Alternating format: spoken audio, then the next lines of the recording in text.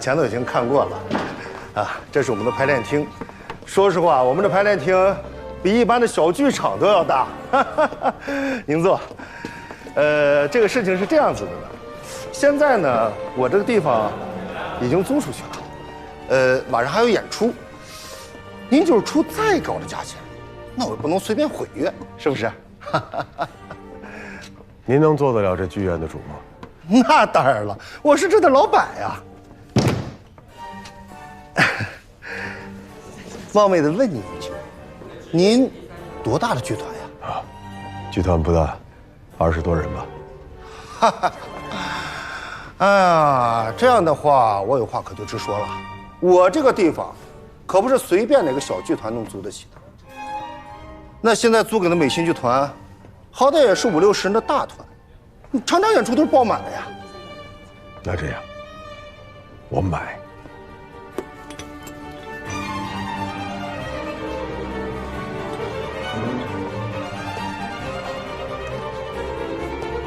不好意思啊，各位，今天的排练暂时取消。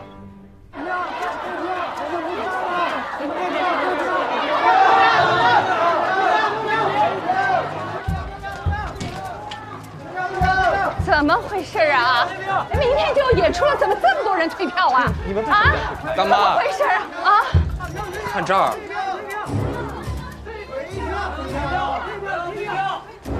哎呀，不得了了！对面美心剧团欺负人欺负到家门口来了，他们居然把苍白帮贴到我们的布告栏上，还是同一天演出。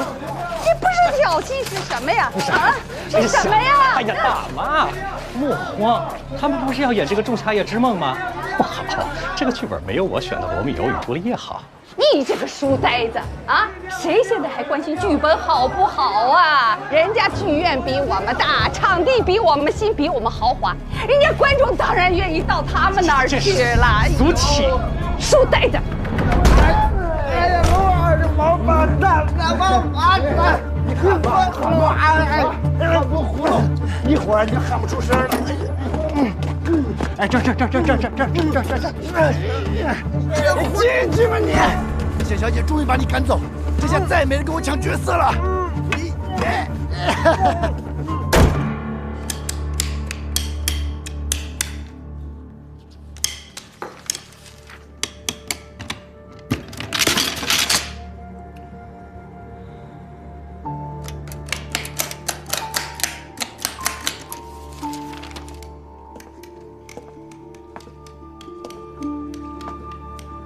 哎呀，冼小姐这一打算盘啊，就说明咱们又没钱了。这外边还嚷嚷着退票，内忧外患的，也不知道还能不能撑得下去呀。哎，沈小姐这叫阁楼上打算盘，算得高。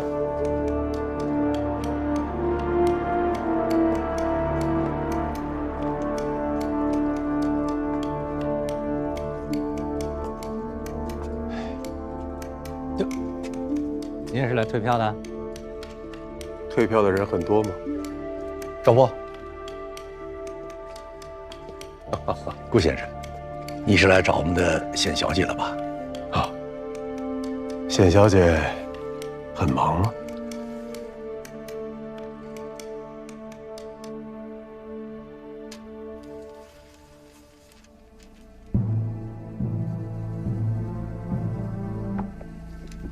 这是干什么？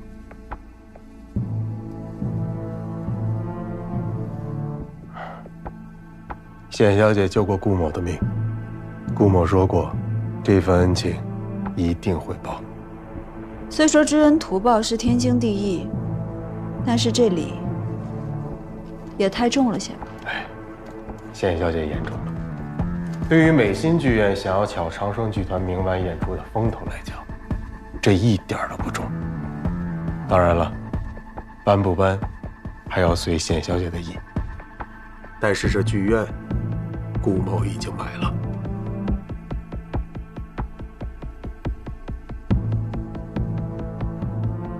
明白了，你想要丁一。我说过，我不会让他跟你走的。我不会把我的人交到一个危险的人手上。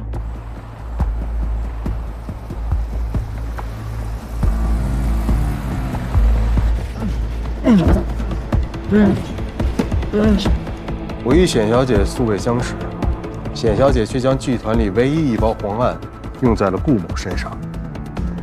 那么，这10盒黄案就是我对显小姐的谢礼。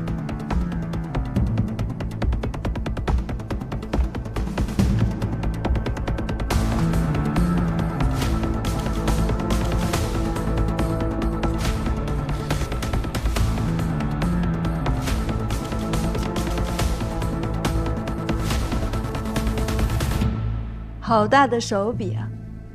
黄案现在在黑市上，可是千金难求。顾先生，可真是神通广大。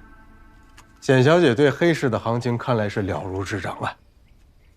滴水之恩当涌泉相报，我相信这10盒黄案，显小姐，还有显小姐的朋友们，一定用得上。东西真是好东西，也够金贵。可我一剧团老板，哪儿用得着这些药呢？更没有你说的什么朋友，用得着这东西。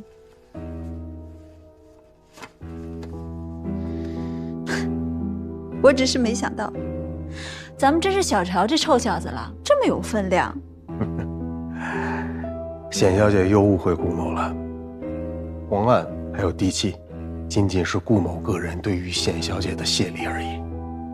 当然了，丁一我也要，只要显小姐能够把丁一交给我，那么条件，显小姐还有显小姐的朋友们可以随意提。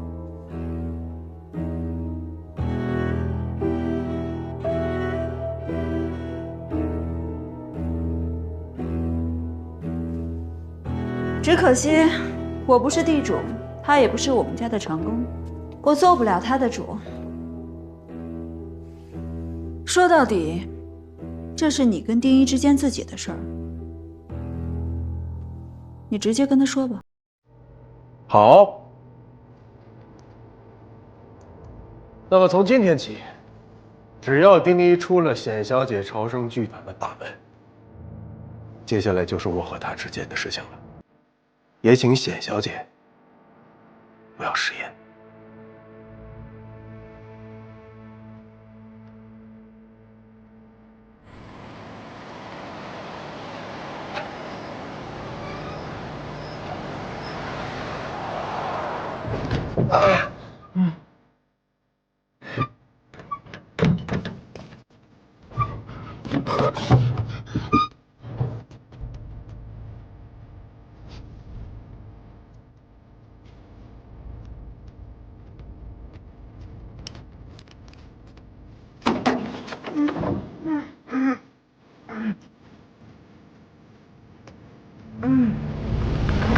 你请便。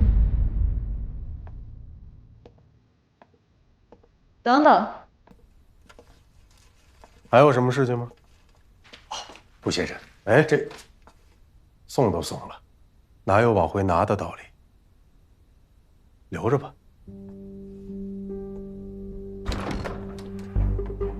谢小姐，谢小姐，不好了，谢小姐，我车刚开出城，就冲出来4个穿西装的蒙面人劫道，丁一让人给带走了。顾养山，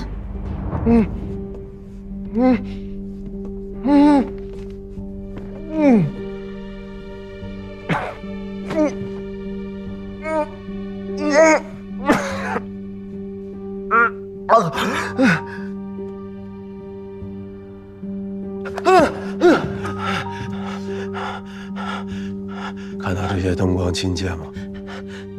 又回到你熟悉的地方了，啊！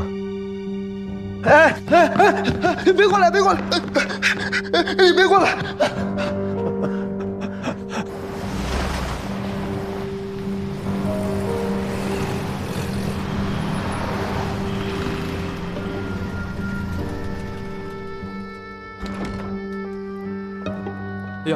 简小姐，您来了，做个头。这边请。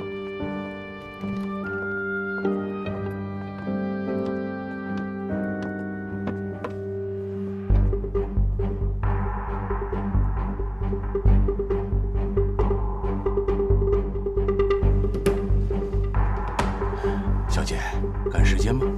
老肖同志，丁一被顾养山给劫走了。如果他落在日本人手里，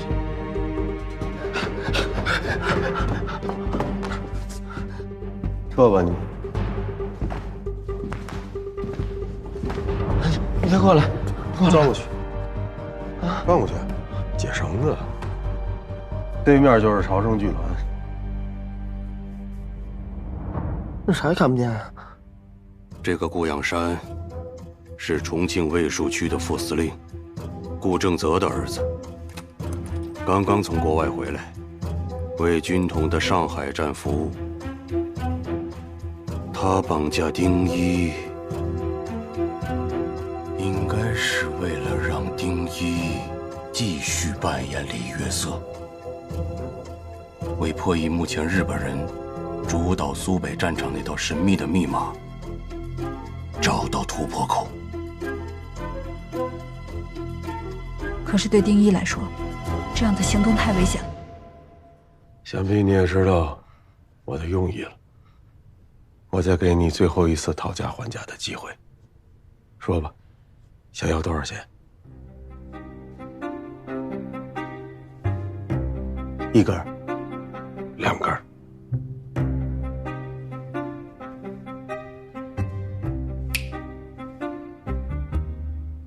5根小黄鱼，怎么样？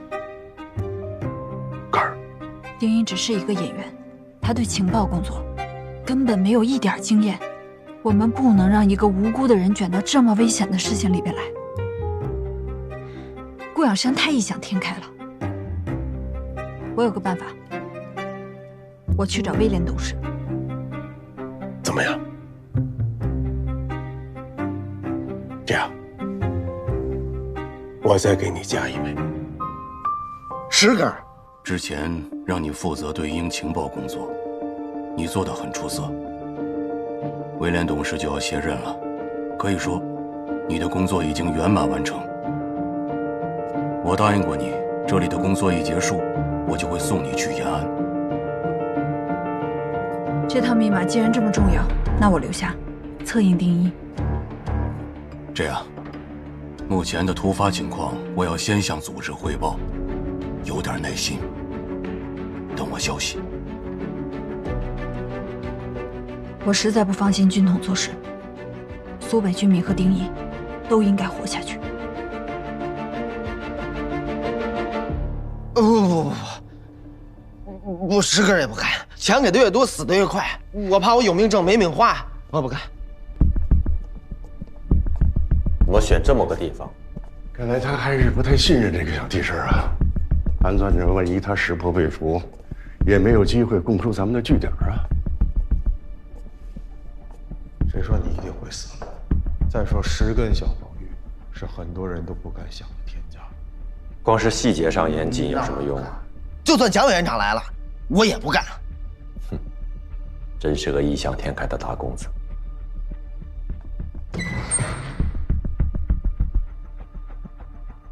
杨开，看样子他还没被你说服呢。老师，您怎么来了？就他呀，难堪大任吧？老师，上级吧。领导，你可算来了，领导，你可得给我做主。你说他一个锄奸队的，您就让他好好锄奸不就完了吗？干啥要揪着我们小老百姓不放呢？这是干啥呢？不信你们问他，我才救了他的命啊！都说滴水之恩，当涌泉相报，涌泉啊，老师，他可倒好，他现在直接给我绑了，刚才还要拿10根小黄鱼去逼着我送死，这不就是恩将仇报吗？我哪有那个本事啊？我从小到大就是胆小，就这么大点的小狗，它瞪我一眼，我都能吓得尿裤子，更别说日本人了。你说到时候我要是在日本人面前那露了馅儿，那可咋办呀？都不用什么辣椒水，也不用老虎凳，只需要2个嘴巴子，我就能把你们所有人全都给撂了。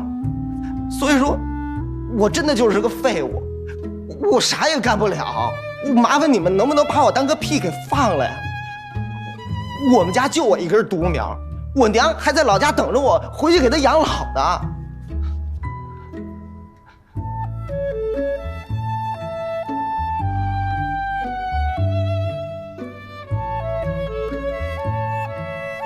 说完了。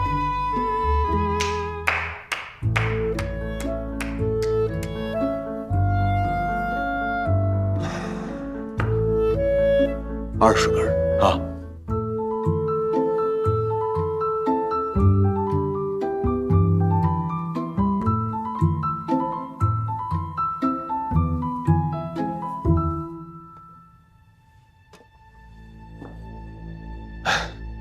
老师，他是个演员，6个小时，您给我6个小时，我来说服他。还要6个小时？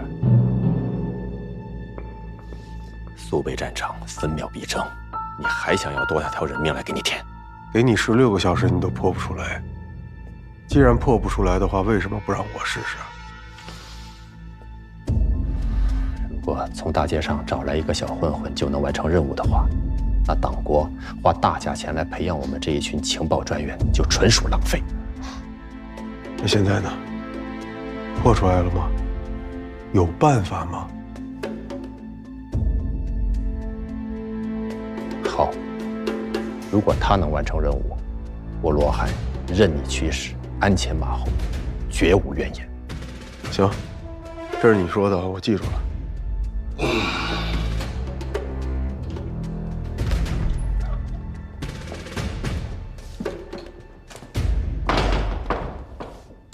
曹站长，深呼吸，深呼吸。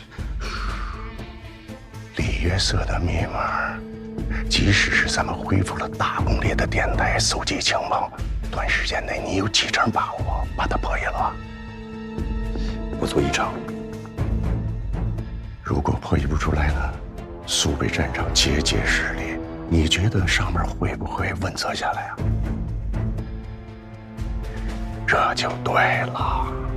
我告诉你啊，你有所不知，他们顾家呀，在沪江一带是望族，当年委员长都受过他们家的恩惠。你就让他去折腾去，到时候要是任务失败了，有他顶在咱们前面，委员长也不会把咱们上海站怎么着。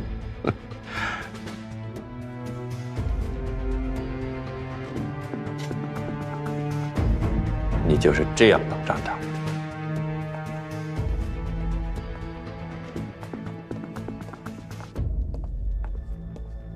真是年轻啊！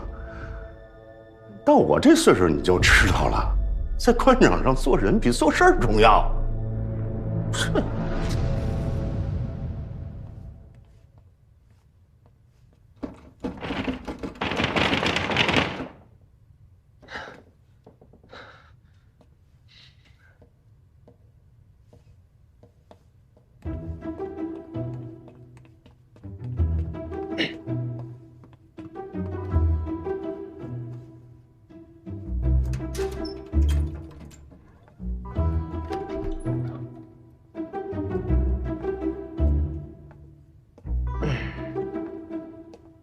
顾先生，不好意思，今天这台演出到此结束了。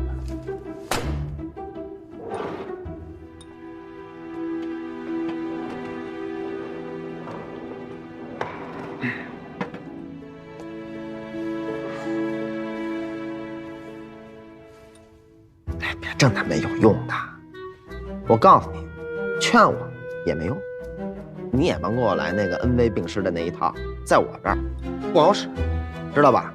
你别说6个小时了，6天、6个月、6年，也没戏。小爷我一直就是这副臭德行，哎，所以我觉得你别在我这儿浪费时间了，踏踏实实的给我送回去，观众们还等着我上台呢。你真以为你还能回到舞台上，像以前一样逍遥自在？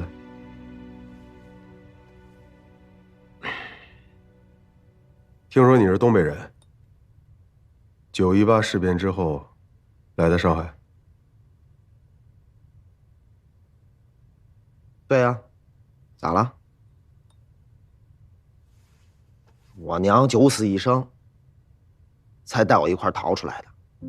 所以说，我要是在你这儿丢了性命，我得多对不起他老人家。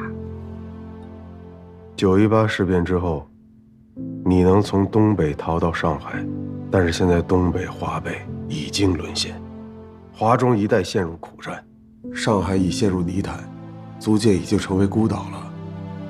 可能用不了几天，日本人就打进这租界来。到时候你往哪儿逃啊？哎，你打住！你别跟我聊这些。你真以为我们小老百姓大字不识几个就啥都不懂啊？9·18我们为啥跑？还不是因为东北军那些官员放弃抵抗了，拿我们老百姓去堵枪眼。我告诉你，要不是因为命大，我们根本活不到现在。哎，现在不也一样吗？日本人来了，枪一响，蒋委员长呢？人去哪儿了？跑了，没影儿了，躲到重庆去了。咋的？还想让我们小老百姓去给他打枪眼了？我告诉你，我算是看明白了，这官儿越大，跑得越快。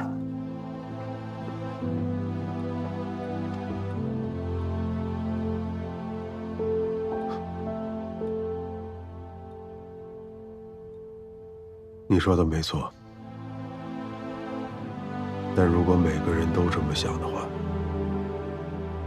那就离国破家亡不远了。哼，你别给我扣帽子，我们就是老百姓，那打仗跟我们有啥关系？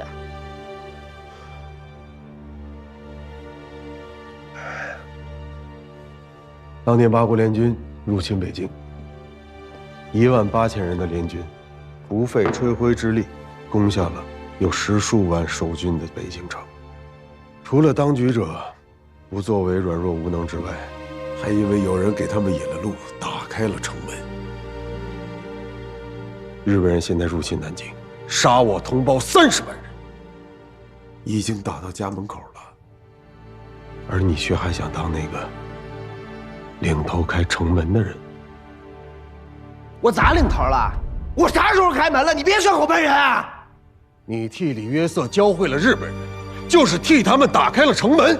你将刀刃对向了自己的同胞，你还说没有？我没有，我就是个老百姓，我是个演员而已，我就是他妈跑龙套的。我挣点钱怎么了？我想吃饱饭，我得活着，我有错吗？现在我娘还在老家等着我回白马湖给她养老呢。但是苏北战场上的中国百姓，因为你替李约瑟教的密码而流血身亡，这样你也无动于衷吗？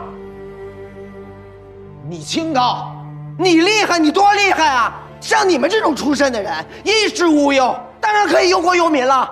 我们呢？我们可以吗？你如果像我们一样，天天地里刨食，泥巴里打滚，活都活不下去，你就不会这么想了。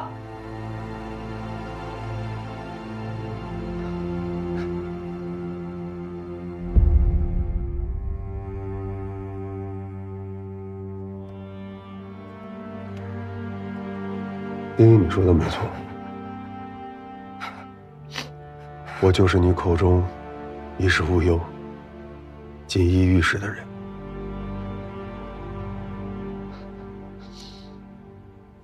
我的父亲就是重庆卫戍区的副司令，他是可以跟委员长坐在一起喝茶看戏的人。我不听，我不听，我不听，我不听，我啥都没听见，我不想被灭口。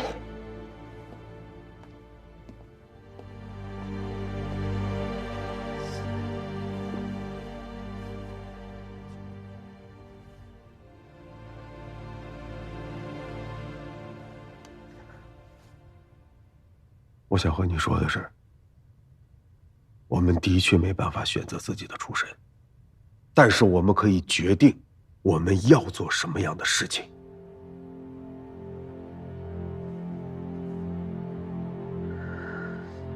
我们顾家呢，有一句家训，我从小父亲就教给我，想知道是什么吗？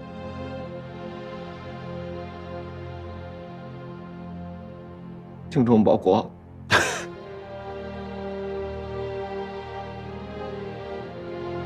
是身先士卒。所以丁义，无论以后碰到什么样的麻烦与危险，我顾阳山一定会站在你的前面。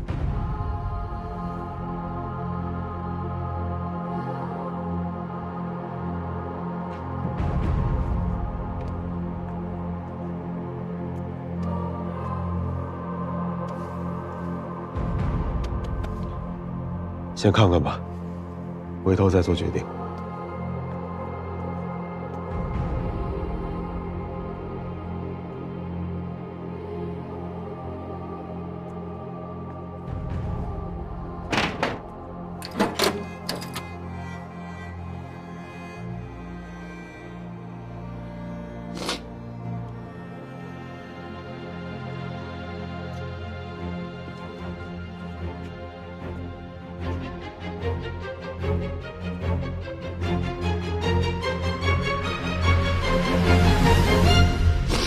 谁没家训啊？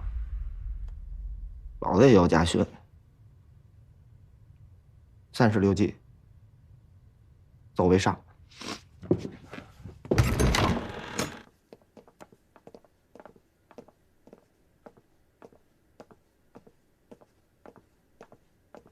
失礼いたします。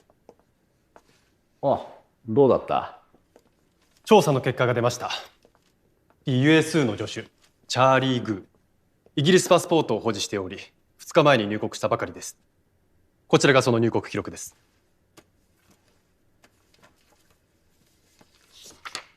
おい、これ本物か？偽物じゃないだろ。USU に国境警備と税関を支配するだけの力があれば別ですが、それはありえません。憲兵隊の方じゃまだ彼の行方をつかめないのか？はい。彼の車が後部局ウェイリエン・ゴンゴアンに止まっているのを見つけましたが、イギリス人のところは操作がしにくく、現在人を派遣し24時間体制で見張らせています。しかしまだ USU の出入りは確認が取れていません。この2ヶ月間彼の様子を見てきて、仕事以外で彼は自分の部屋から一歩も出てない。それがなんでまた突然ウェイレン・ゴンゴアンに行ったりしたんだ？不让老子走，行，兵来将挡，水来土掩，看谁熬得过谁。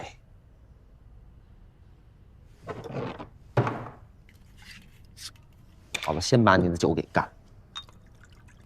武田課長、DSR はこのところ普通ではありませんでした。特にこの2、3日の間は姿をくらまし、憲兵隊も彼の行方を把握できません。この間に何か見落としやあるいは予期せぬことがなかったとは誰にも確証できません。让我们在悠扬的旋律中继续着令人沉醉的夜晚。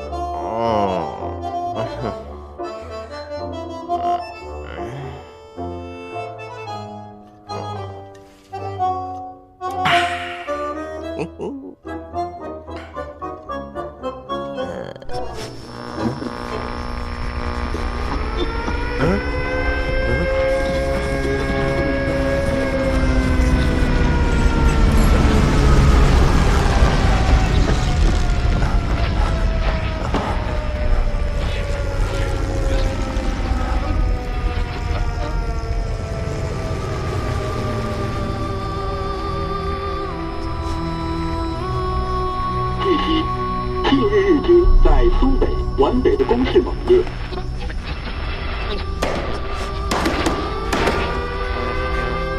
3路大军即将包围白马湖，白马湖乡民正在动员武装反抗。白马湖，现在我娘还在老家等着我回白马湖给她养老呢。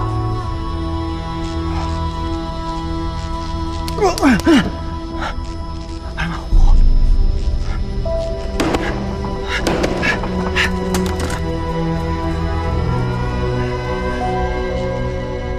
白马湖，保持，保持。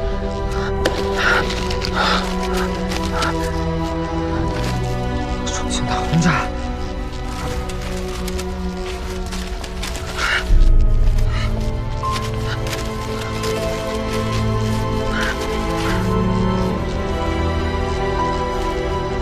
上打会战。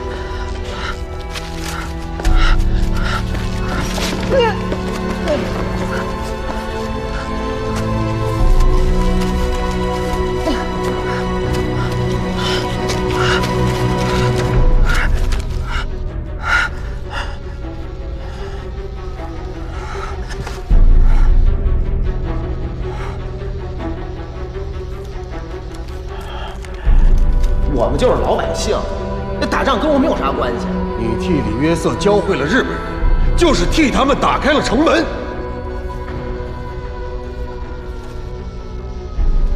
白马湖高起，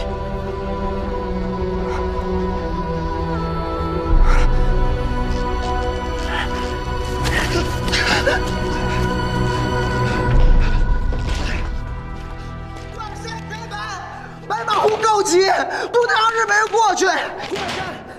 顾养山，顾养山，我求你了，你开门，我要回白马湖，求你了，顾养山，开门。怎么了？顾养山，你告诉我，白马湖现在啥情况？现在怎么样？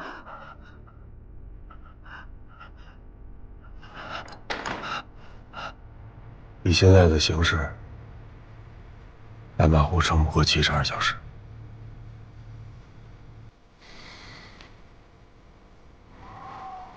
咋办？啊，对了，你爹不是啥司令吗？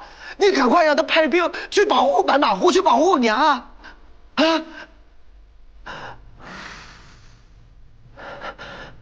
算了，我就知道你靠不住，我自己回去救我娘。你别拦我！我也想救白马湖，我也想救你娘，但我有什么办法？日军现在就在白马湖，我们根本不了解他们的作战计划，就算援军去了，也是白白送死。你一个人回去能怎么样呢？你一个人回去连进都进不去。那咋办？那我不能不还我娘啊！所以现在最重要的就是换掉敌人的战训密码，这样才有可能了解到敌人的作战计划，才能够扭转局面，你才能够救你娘。但是很遗憾，我们就只有3天时间，就3天。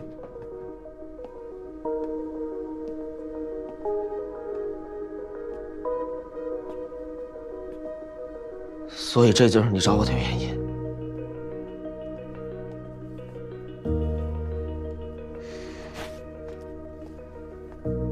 少爷，一天没吃东西了，这是你最爱吃的阳春面，您亲手做的。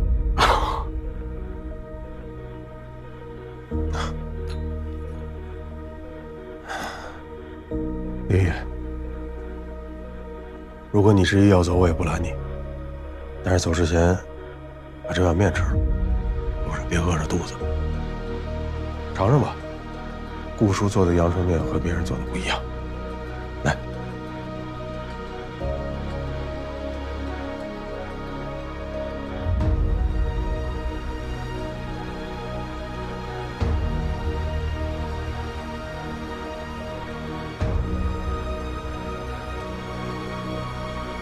我李约瑟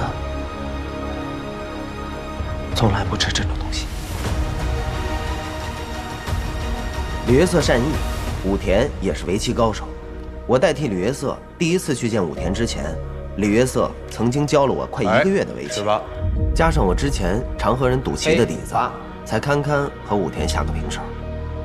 白80，天元。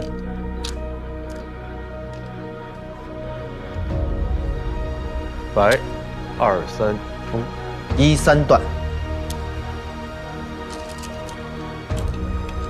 白1吃，13再扑。哎呀，你这是要倒脱靴啊？其实吧，要真的是武田的话，在我刚刚开始布局的时候，他就能看出来。杨山，你找了一个好帮手啊！行了，你们继续，我还有个会，先走了。你们聊着。老师慢走。哎，摩斯码，又称摩尔斯电码。打扰一下啊，就这些吕约瑟之前都教给过我，要不咱直接上点难度呗？好，那咱们直奔主题，讲讲传递的方式。组织上认为，破译里约瑟密码对抗战大局有利，所以同意你从旁策应，协助丁尼行动，保护他的安全。但是，切记不能暴露。明白。假如说我要将这条指令传给百里之外的部队，我们加密的方式依旧是用传统的密码本，那么加密员就要对照着密码本，将这一条指令中的每一个汉字加密成4个为一组的阿拉伯数字，然后发报员会用摩斯码通过无线电将这条加密后的指令传递给百里之外的收报员，收报员会在纸上记录，然后收报员会将记录的这8组加密后的数字交给译电员，译电员再对照密码本，将这串加密后的数字进行解密，翻译成汉字，最终把指令交到他们的指挥官手上。那照你这么说，直接把那密码本给偷过来不就？我也想把敌方的密码本给偷过来呀，可是你不知道，这个密码本是比生命还重要的情报，所以不是说我们想得到就能得到的。但是加密方式是相同的，所以在没有密码本的情况下，我们通过比对密文还有现有的情报，找出规律，进而破译。所以，只要搜集到供比照的样本足够多，就有希望进行破译。是啊，所以说呀，这个世界上没有绝对安全的密码本，除非对应消息的那组数字，它不固定。哎，看来你比我想象中的聪明得多呀。近藤君、君は我々梅木官の中で最も優秀な暗号解読の専門家だ。その専門家の立場からしても彼が怪しいと思うか？この2ヶ月の間、私は彼の授業を聴講してきました。しかし、彼は授業の中で暗号観察の係数について一度も言及をしていません。帝国前に授業を終えてホテルに戻ってしまうのです。可是为什么密钥生成函数的系数就是固定的这几个数？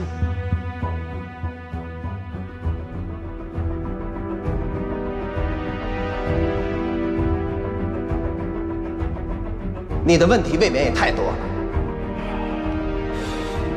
っていうことは、これまで彼が我々の前に見せてきたことは全て我々をごまかすためだというのか？はい。これら全ては隠れ蓑に違いありません。目が不自由であることも含め、彼は人には言えぬ秘密を必ず隠し持っています。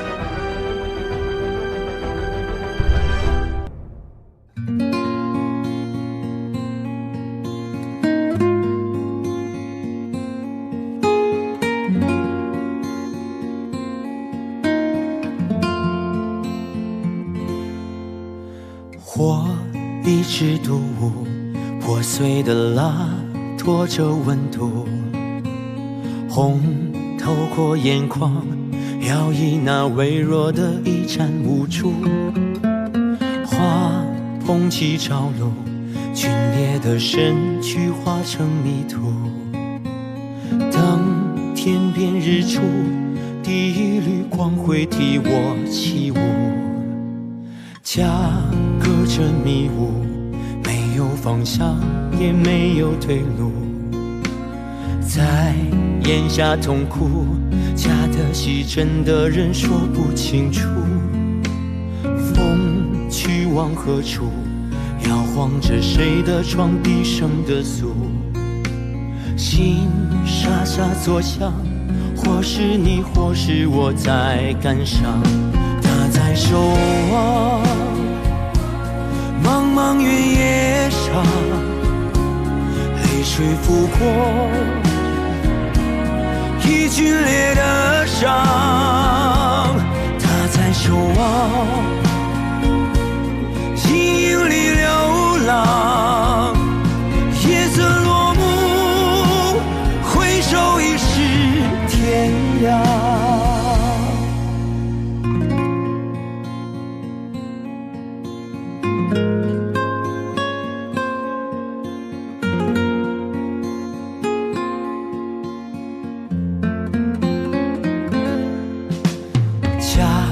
隔着迷雾，没有方向，也没有退路。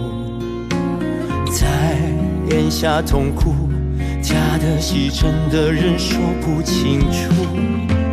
风去往何处，摇晃着谁的床，低声的诉。心沙沙作响，或是你，或是我在感伤。他在守望